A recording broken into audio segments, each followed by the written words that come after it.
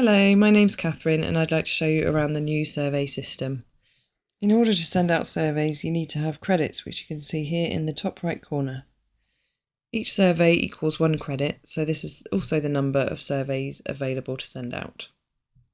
When you log in for the first time, there will be no contracts or surveys visible yet, so to get started, you'll need to create a new contract. So if you click on this Create button here, you're brought to this contract details page. And there are 3 different surveys listed here in the customer task section. In this case, you're only sending surveys, so you can ignore these other options as they're only for subscribers to the CCA contractual paperwork service. Depending on what stage the customer is in the loan cycle, you can choose to send out surveys at the start, middle and end of the contract. So initially you would choose the start of loan survey, which you can toggle on there, and then scroll down to fill in the information that's required. So I'm just going to fill in these details now.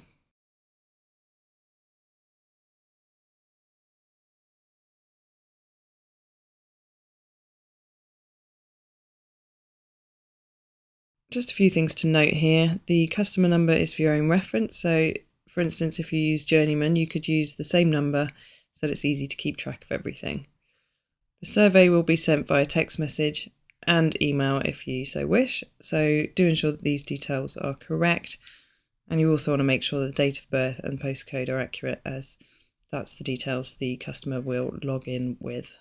So then you just continue scrolling down to see what else needs filling in.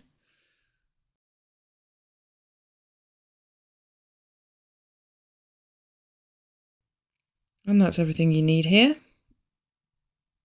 So once you're happy with the details and you've made sure this is toggled on, then you're ready to send the survey to your customer. So we'll click send, and the customer would then receive a link to the survey to complete. You can see here that it's been sent, and once the customer has completed the survey, it will update that here as well, so you can see that it's completed. So if we then go over to surveys in the top header here, you can select which survey you'd like to look at here in the tabs.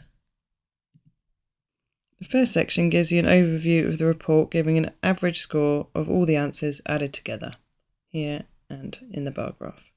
You can then look through each question individually to see the specific results, including the average score in the top right-hand corner. This will help you to know exactly what's working well and what needs to be improved upon.